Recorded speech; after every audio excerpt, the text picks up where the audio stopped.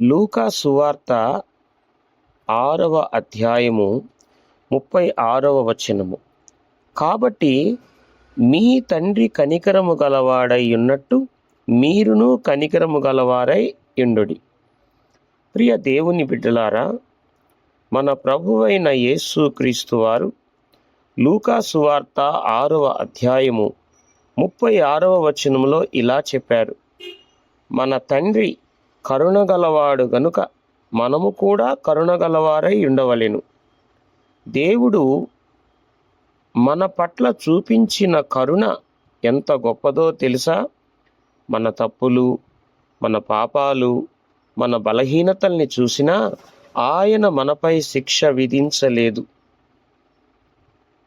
బదులు క్షమించాడు, ప్రేమించాడు, క్రొత్త జీవితాన్ని ఇచ్చాడు. అదే కరుణను మనము ఇతరులపై చూపించాలి. ఎవరో మనకు నష్టం చేసినా క్షమించాలి. ఇతరులు బలహీనముగా ఉన్నప్పుడు వారిని తక్కువ చేసి చూడకుండా సహాయం చేయాలి. మన పట్ల దుర్మార్గంగా ప్రవర్తించిన వారి కొరకు మనసారా ప్రార్థించాలి. కరుణ చూపడం అంటే బలహీనత కాదు, అది దేవుని స్వభావం మనలో ప్రతిఫలించడం. మన జీవితం ద్వారా దేవుని కరుణ కనిపిస్తే మన చుట్టూ ఉన్నవారు కూడా ఆ కరుణను అనుభవిస్తారు. అందుకే ప్రతిరోజు మన హృదయం ఇలా ప్రార్థించాలి: ప్రభువా,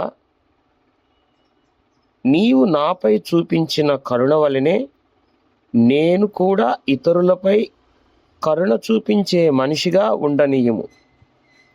ఈ చిన్న సందేశాన్ని వినే ప్రతి ఒక్కరికి గుర్తుండాలి: దేవుని కరుణ పొందినవారు కరుణ చూపడంలో వెనుకడుగు వేయకూడదు.